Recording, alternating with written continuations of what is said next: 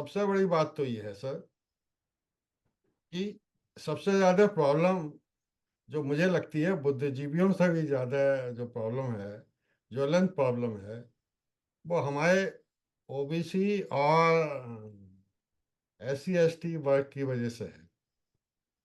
हमें उनको भी अपने साथ रखना है, और हम अपने साथ अगर नहीं रखेंगे तो अच्छे लोग चुन के नहीं जा सकते।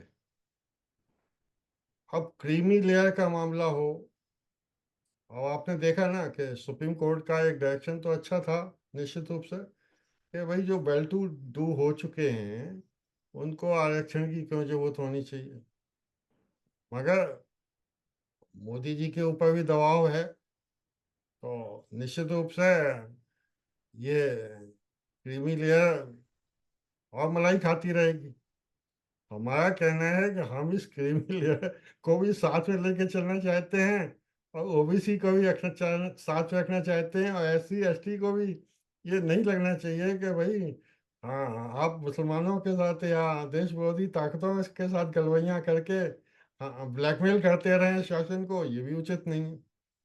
तो इस बारे में कुछ चिंतन चिंतन मंथन की जरूरत है कि कैसे ये जो वर्ग है जो छिटक जाता है छोटे से ही लालच से, कैसे उनको साथ में लिया जाए।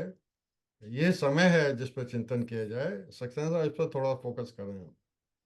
देखिए सर, जब हम ऐसे लोगों की महिमा मंडन करते हैं जो पात्र नहीं होते हैं, तो इस प्रकार की समस्याएं उत्पन्न होती हैं। जी। जहां तक मुझे याद आ रहा है, अंबेडकर जी ने रिजर्वेशन के लिए केवल 10 साल का समय दिया था, और उसमें भी कहा था कि 10 साल में ये उस स्तर पर आ जाएंगे कि वो बाकी लोगों से बराबरी कर सकेंगे, और उसके पश्चात इसको समाप्त कर देना चाहिए। 10 साल के लिए उन्होंने शुरुआत में रखा था। लेकिन जब वोट बैंक की पॉलिटिक्स हावी हो गई, तो हर 10 साल के बाद इसको बढ़ाया जाने लगा। अब इसमें बाद में ओबीसी की लेयर भी आ गई, कि ओबीसी में भी क्रीमी लेयर आ गई, बहुत सारी चीजें आ गई। मैं अभी तक केवल एक बात नहीं समझ पाता हूं कि आपके लिए देश प्रथम है, या जो सामाजिक विषमताएं हैं वो प्रथम है। हमारा समाज, इसमें मुझे कहने में कोई शक नहीं है कि हमारा समाज लालची समाज है। हम अपने छोटे से फायदे के लिए बड़ा से बड़ा दूसरे का नुकसान करा सकते हैं। मान लीजिए रिजर्वेशन दिया गया, क्या अगर रिजर्वेशन दिया गया तो समय समय पर यह जानने की जरूरत नहीं है कि इससे कितने लोगों को फायदा हुआ है और कितने लोगों को फायदा नहीं हुआ है। जिनको फायदा नहीं हुआ, अब हम उनके जीवन के स्तर को बढ़ाएं। रिजर्वेशन का तात्पर्य ये तो बिल्कुल नहीं था कि एक ही वर्ग जो है उसका फायदा उठाता रहे। अब इसमें मॉडिफिकेशन कैसे हो, ये सरकार का दायित्व है, जो लोगों से विचार लिए जाए। लेकिन जब भी इस प्रकार की कोई घटना होती है, तो आंदोलन शुरू हो जाते हैं, सरकार दोबारा डर कर बैठ जाती है। देखिए, सरकार में रहकर डर कर काम तो नहीं चल सकता। जब हर मुद्दे पर आप डर के अपने कदम पीछे कर लेंगे, तो ये स्थितियां खराब दिन पर दिन होती चली जाएंगी। और सिन्हा साहब, मुझे कहने में बहुत डर लग रहा है, लेकिन जो मैं महसूस कर रहा हूं वो मैं आपसे व्यक्त कर रहा हूं कि हमारा देश एक विघटन की ओर जा रहा है, और उसमें सभी राजनीतिक पार्टियों का भरपूर योगदान है। देश में बैठी हुई बाहरी ताकतें वो इतनी सक्रिय हैं, वो पूरी कोशिश कर रही हैं, और उसमें हमारे देश के जो राजनीतिक पार्टियां हैं उनका भी वो पूरा सहयोग ले रही हैं। देश पुनः एक विघटन की ओर जा रहा है, और अगर ये हो गया तो हम लोग कहाँ होंगे, इसको कहना बहुत मुश्किल है। तो मेरा सोच ये है कि ये विघटन और संगठन तो चलते ही रहेंगे, और तब तक चलते रहेंगे जब तक लाइक माइंडेड जेंटलमैन्स यूनाइट नहीं होंगे, और उनकी सोच जब तक एक धारा में नहीं बनेगी, और कौन अच्छा कौन श्रेष्ठ उसकी पहचान नहीं हो सकेगी। बहुत समय पहले हम कहते थे कि आप किसी पंडित के पास जाइए और उससे कहिए कि आप हमें हमारा भविष्य बताइए, तो वो कहेगा कि आपके वो अपने आपका डेट ऑफ बर्थ पता है, प्लेस ऑफ बर्थ पता है, सही सही टाइम पता है, या वो कहेगा साहब नहीं पता हमें। तो वो कहेगा अपना हाथ दिखाओ, और जब वो हाथ दिखाएगा तो हाथ में कोई लाइन ही नहीं होगी। तो विद्वान से विद्वान आदमी भी उसके बारे में कुछ नहीं कह सकता। मेरी सोच तो ये है कि हाँ, मैंने भी एक बार इंटरनेशनल सेमिनार में जब आधार कार्ड बनने की बात चल रही थी, मैंने तो 22 डिजिट का आधार कार्ड सजेस्ट किया था। एक इंटरनेशनल सेमिनार थी, मेरे ख्याल से IIM बंगलौर में आयोजित की गई थी, 2008 का समय रहा होगा। मेरा ये कहना था कि जब से बच्चा जन्म लेता है, हर साल किस मकान में रहा, क्या किया, क्या पढ़ा, कहाँ पढ़ा, कितने अंक आए, चाहे नौकरी में हो, भाई मूल्यांकन किसी का तो डाटा से ही होगा ना। ये निश्चित रूप से है कि जैसे सरकारी संस्थाओं में जब हम लोग एनुअल कॉन्फिडेंशियल रिपोर्ट लिखते हैं, तो कुछ चमचागिरी की वजह से, कुछ अदरवाइज तरीके से ग्रेडिंग बदल दी जाती हैं। मगर ग्रेडिंग बहुतों की खराब भी होती हैं, और खराब होते हुए ही वो ऊपर उठ जाते हैं। और सरकारी ऐसे लोगों को बुला के शासन में बैठा के उनके सभी धब्बे साफ करके विभागाध्यक्ष वगैरह के पद भी दे दिए जाते हैं। तो सर, जब तक आप आधार से ही किसी का करेक्टर इंटीग्रिटी नहीं पता लगा पाएंगे, और जब तक इस तरह के मैकेनिज्म नहीं बनेंगे कि अब सक्सेना साहब बैठे हुए हैं, हम बैठे हुए हैं, तो चेहरे को रीड करके अगर मोदी जी के 1000 में से 800 नंबर हैं तो हमारे 500 हैं और सक्सेना साहब के 550 हैं, हैं? तब तक आप मुझे वजन क्यों देंगे सर? आज की तारीख में तो मैं देखता हूँ अपने बैच में भी वो लोग कहते हैं कि सर ऐसा है कि अब रिटायरमेंट के बाद हम सब बराबर हो गए। हमारा कहना यह है कि ना आप रिटायरमेंट से पहले बराबर थे, ना रिटायरमेंट के बाद में बराबर हो सकते हैं, ना आप जन्म से बराबर थे, ना आप कक्षा में बराबर थे, ना आप नौकरी में बराबर थे। तो ये गधे घोड़े बराबर नहीं हो सकते। हर एक बिल्कुल। का बहुत प्रिसाइजली मूल्यांकन करना पड़ेगा। और जिस तरह से हम आदमी का मूल्यांकन करने जा रहे हैं, एक एक 22 डिजिट का आधार कार्ड बनवा के पूरा डाटाबेस रख के, इसी तरह से हम, ये थोड़ी है कि आप कहें साहब वो थर्ड आई वाले कुछ नहीं होते हैं, या यह है कि सुप्रीम कोर्ट के जो चीफ जस्टिस हैं उन्होंने जो कह दिया वही फाइनल है। सर, मैंने आर्टिफिशियल इंटेलिजेंस के माध्यम से जानने की कोशिश की कि भाई वह दिन कब आएगा जब जजमेंट आर्टिफिशियल इंटेलिजेंस के माध्यम से इंस्टेंटली निकल के आएंगे। मेरा कहना है कि केस हिस्ट्री भर दीजिए, आप गवाह आपके बयान भर दीजिए। आजकल तो आप चाहे लिख के भरें चाहे बोल के भरें, सब बराबर है ना। बिल्कुल। तो हम्म। मेरा ये कहना ये है कि 80% तो जजमेंट डाटाबेस ड्रिवन होना चाहिए ना। कोई हो सकता है उसमें रिफॉर्म्स आएंगे कि भाई डाटा इसका संज्ञान नहीं लिया गया, इसलिए वो केजरीवाल जेल से छूट के आ गए, या उनके डिप्टी चीफ मिनिस्टर छोड़ के आ गए। तो ये तो कंटिन्यूस प्रोसेस है, जो शोध इस दिशा में होनी चाहिए। इस देश में जितना पैसा इसमें खर्च होना चाहिए ट्रांसपेरेंसी के मामले में, ई वोटिंग के मामले में, और आर्टिफिशियल इंटेलिजेंस के मामले में, जब तक इस पर ईमानदारी से काम नहीं, तब तक आप देखेंगे कि इसी तरह से माइनॉरिटी गवर्नमेंट बनती रहेगी। इसी तरह से पार्लियामेंट में, अब डिबेट का मतलब आदमी ने ये समझ लिया है कि हम कुछ भी बोलें वो सही है। हम वहीं उसका मुंह रोकना चाहते हैं पार्लियामेंट हाउस में बोलते समय ही, आर्टिफिशियल इंटेलिजेंस की मदद से। No gentleman, you are not correct, this is not logically correct. इसके इतने दूरगामी निगेटिव इफेक्ट होंगे।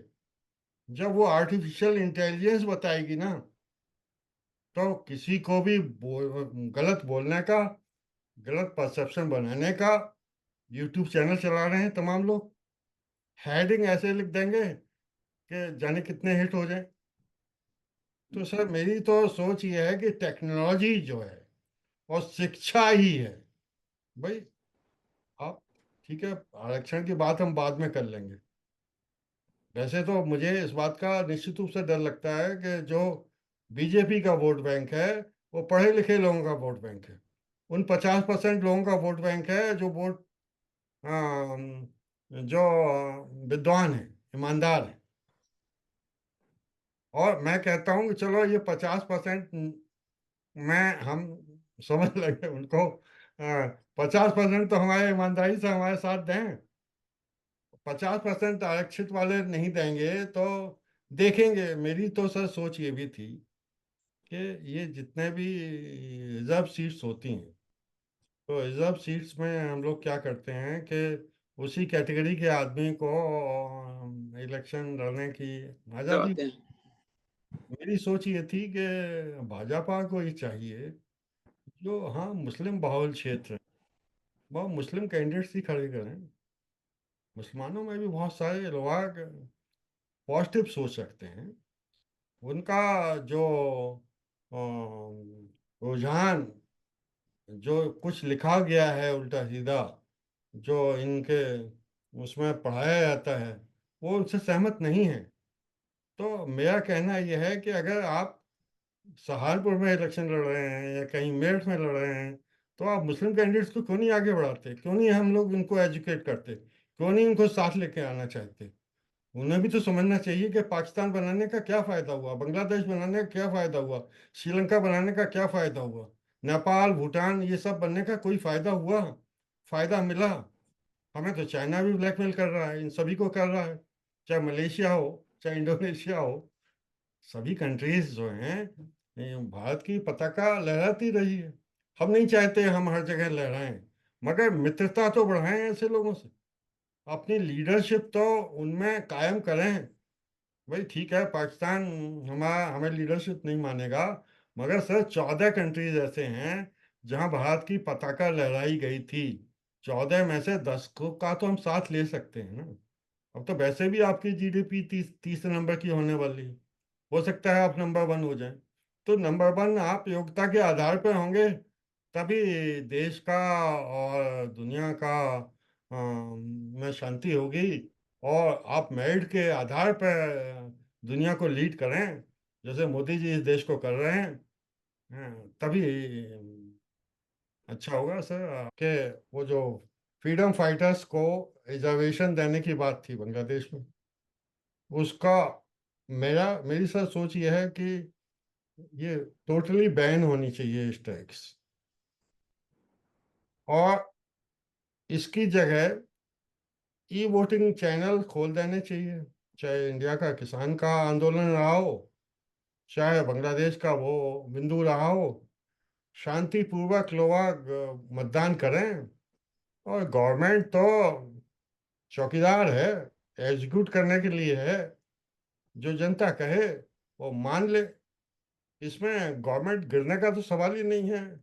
जो मेजोरिटी है वो ही उसको एग्जीक्यूट करेगी, वो एग्जीक्यूटिंग एजेंसी है। तो सर शिक्षा के माध्यम से, सही परसेप्शन देकर, सोशल और सिस्टम में रिफॉर्म लाकर हम यूनिटी ला सकते हैं। और यूनिटी 60%, यूनिटी का स्तर अगर 60% भी हो जाए इस देश में, इस दुनिया में सर 80-90% अच्छे लोग हैं। मेरी सोच ये है, 80 मान लीजिए, आप 70 मान लीजिए, 60% तो निश्चित रूप से हैं। उनकी सोच जब ईमानदार होगी, उनकी ईमानदार सोच के लिए कोई मैकेनिज्म जब तैयार हो जाएगा, तो कहीं भी 400 पार करने की कठिनाई नहीं आएगी। और जो काबिल लोग हैं वो सत्ता में रहेंगे, वही जो गवर्नमेंट के शीर्ष पदों को पाएंगे, और क्रीमी लेयर लेयर वगैरह का मामला अपने आप सॉल्व हो जाएगा। ओवर टू सेक्शन साहब। देखिए, गवर्नमेंट, बात ये हो रही है गवर्नमेंट में क्यों आना चाहता है। आप अभी जैसे आज आप देखिए, एक एडवर्टाइजमेंट आया था सेंट्रल गवर्नमेंट का, जिसमें ज्वाइंट सेक्रेटरी या उससे कुछ ऊपर के पदों पर डायरेक्ट लेटरल एंट्री की बात हो रही है। जी। इस बात पर कुछ विपक्षी दलों ने हल्ला मचाना शुरू कर दिया है कि यूपीएससी में रिजर्वेशन खत्म कर रहे हैं, इस टाइप की कुछ चीजें आ रही हैं। अब आप बताइए कि अगर कोई व्यक्ति प्राइवेट सेक्टर से आ रहा है उन पदों पर, तो निश्चित रूप से वो वहां पर अधिक वेतन ले रहा होगा। सरकार का उद्देश्य ये रहा होगा कि उनके अनुभव का फायदा उठाकर हम इसमें लेके आए, उनका उनमें टैलेंट या उनमें जो अनुभव है उसका फायदा उठाया जाए। देखिए, हमारे हमारे समाज में जो सरकारी सेवाएं हैं उनमें उनको इतना ग्लैमराइज किया गया है। उसके भी बहुत सारे कारण हैं कि काम नहीं करना पड़ता था, आपकी जिम्मेदारी नहीं थी, कमाई के भरपूर अवसर थे, जिसके कारण हर आदमी तैयार था, चाहे मुझे पैसा देकर, चाहे मैं किसी प्रकार से उसमें एंट्री पा जाऊं, ताकि मेरा जीवन जो है सुरक्षित हो जाए। चाहे मैं काम करूं या ना करूं, मुझे नौकरी से कोई निकालने वाला ना हो। अब समाज में दिक्कत ये आ रही है, जो मेरा अपना अनुभव है, कि हम एक इजी सोसाइटी चाहते हैं, जिसमें कमाई तो भरपूर हो, लेकिन मेहनत कम से कम हो। और हमें ये कहने में कोई शर्म नहीं आती है कि हम अपने समाज में, जो हमारा भारतीय समाज है, इसमें हम शारीरिक श्रम की महत्ता को हम एक सम्मान नहीं करते हैं। बहुत से जॉब ऐसे होते हैं जिसमें व्यक्ति को श्रम करना पड़ता है और उसके कमाने के साधन भी अच्छे होते हैं, लेकिन वो उसको छोड़कर एक ऐसा जॉब करना पसंद करता है जो व्हाइट कॉलर जॉब हो, जिसमें उसको कम काम करना पड़ता है। तो समाज में जो श्रम की महत्ता को महत्ता नहीं दी गई है, उसका परिणाम यह है कि क्रीमी लेयर, इस टाइप की चीजें। दूसरा क्या है कि जो जो जो एक इलाइट कल्चर डेवलप हो गया था कि सरकारी सेवक हैं तो आप हर जगह अपर से आपकी होगी, उसके कारण भी लोगों का रुझान बहुत ज्यादा बढ़ा है। अब हमें क्या करना है कि जिस प्रकार से प्राइवेट सेक्टर में जिम्मेदारी तय की जाती है, वैसे ही इन सरकारी सेवाओं में भी जिम्मेदारी तय की जानी चाहिए। और उनका समय समय पर असेसमेंट भी होना चाहिए, कौन व्यक्ति कितना काम कर रहा है। आपने देखा होगा कि बहुत सारे केस ऐसे होते हैं जिसमें सरकारी सेवा या अन्य किसी कारण से उसने भ्रष्टाचार किया, फिर उसके बाद जेल चला गया, और जमानत से छूट के जब आता है तो उसका ऐसे सम्मान किया जाता है जैसे बहुत बड़ा कोई युद्ध जीत के आए हैं। तो जब हम समाज में ऐसे लोगों का सम्मान कर रहे हैं जिनसे बात नहीं करनी चाहिए, फिर हम समाज कहां से अच्छा लाएंगे। जब कोई व्यक्ति भ्रष्ट तरीके से धनराशि कमाता है, भ्रष्ट आचरण से समाज में सम्मान पा रहा है, तो जो व्यक्ति जिसका मानसिक रूप से विकास नहीं हुआ है, तो उसको वही चीजें अच्छी दिखाई पड़ती हैं। कितने लोग ऐसे हैं जो हम इस पर विचार करते हैं कि ये व्यक्ति जो है भ्रष्टाचार के आरोप में जेल में गया है, इसका हम सामाजिक बाइकआउट करें, या इसको विभिन्न प्रकार से अन्य जो सामाजिक यातनाएं दी जा सकती हैं वो दें। लेकिन ऐसा होता नहीं है, और समाज उसको सम्मान की दृष्टि से देखता है। इसीलिए समाज में जो इस प्रकार की घटनाएं हैं वो दिन पर दिन बढ़ती चली जा रही आपने सही फरमाया जनाब, मगर दुख तो ये है कि केजरीवाल साहब जो हैं, जो अपने आप को ईमानदारों का मसीहा समझते हैं, लगभग 3-4 महीने तो हो गए है, जेल के अंदर हैं, अब मुख्यमंत्री की हाँ कुर्सी जी। नहीं संभाल पाए। हाँ जी। कितनी शर्म की बात है ये। उन्हें अपना सेकंड दिखाई नहीं देता। तो ये बेईमानी स्पेशली पढ़े लिखे लोगों में, ये इसका तो कुछ ना कुछ तोड़ होना चाहिए ना। और सुप्रीम कोर्ट भी चुपचाप बैठा हुआ है। सुप्रीम कोर्ट भी डायरेक्शन नहीं देना चाहता इस मामले में। हाँ, मैं तो सर ये कह रहा हूँ, सुप्रीम कोर्ट क्यों जाइए भाई? आप देखिए, एक व्यक्ति जो जेल में है, इस देश का उस आधे सीएम ने पूरे देश के सिस्टम को उसकी औकात बता दी है। जो दिल्ली में बैठा हुआ है, चाहे लेफ्टिनेंट गवर्नर हो, चाहे प्राइम मिनिस्टर हो, चाहे होम मिनिस्टर हो, चाहे आपका प्रेसिडेंट ऑफ इंडिया हो, चाहे सुप्रीम कोर्ट के चीफ जस्टिस हो, उसने दिखा दिया कि दारू की बोतल के आगे सबको खरीदा जा सकता है। क्या एलजी को बर्खास्त नहीं करना चाहिए? होम मिनिस्ट्री को बर्खास्त नहीं करना चाहिए? क्या सुप्रीम कोर्ट को सुमोटो नहीं लेना चाहिए? लेकिन सब लोग गहरी निंद्रा में सोए हुए हैं। उनको लगता है कि जब ये जेल में है तो कहीं ना कहीं जो चर्चा हो रही है, कुछ भी कह लीजिए, लेकिन ये हमारे देश के लिए एक शर्मनाक पहलू है। जहां से पूरे देश की सत्ता चलती है, उस देश की का जो कैपिटल है, वहां का एक आधा सीएम जेल में बंद है, और किसी की भी हिम्मत नहीं पड़ रही, मैं तो ये वर्ड कहूंगा, किसी की हिम्मत नहीं पड़ रही है कि उसके विरुद्ध कोई ठोस कार्रवाई करके उसको बर्खास्त कर सके। ये सभी के ऊपर एक बहुत जोरदार तमाचा है। तो मेरी चिंता तो ये है कि निश्चित रूप से कहीं ना कहीं जो बुद्धिजीवी हैं, जो जिन्होंने मोदी जी को भी इस योग्य नहीं समझा, वोट नहीं दिया, वो पुनः दिल्ली का इलेक्शन आ रहा है। आप देखेंगे कि अच्छा खासा वोटिंग परसेंटेज आप पार्टी को निश्चित रूप से मिलेगा।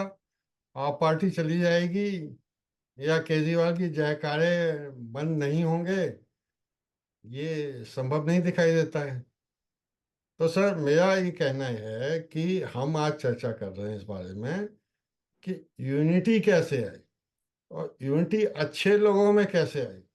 अच्छे लोगों को कैसे ये समझाया जाए कि भाई ये जिनके मुख्यमंत्री, इस पार्टी के मुखिया जेल चले गए हैं, और पूरी कैबिनेट में सभी की पोर्टफोलियो जेल में रह रहे हैं, उनको नकारना चाहिए नहीं नकारना चाहिए। और आप इस आज के इस जो चर्चा की है हम लोगों ने, उस पर फाइनल टिप्पणी दे सकते हैं सर? देखिए, जिसकी इकोनॉमी नंबर 1 है, दैट इज यूएसए। उन्होंने मेरिट का सम्मान किया, चाहे किसी भी देश की हो, और उसको उन्होंने अपने यहाँ बुलाकर सम्मान दिया, जिसके कारण वो नंबर 1 पर हैं। तो जो देश अपनी प्रतिभाओं का सम्मान नहीं करेगा, वो कभी भी नंबर 1 नहीं हो सकता। अगर हमको विश्व गुरु बनना है, हमको हर जगह सुपर सीड करना है, तो अपने देश में उपलब्ध प्रतिभाओं का सम्मान तो करना ही पड़ेगा, चाहे वो किसी भी देश में।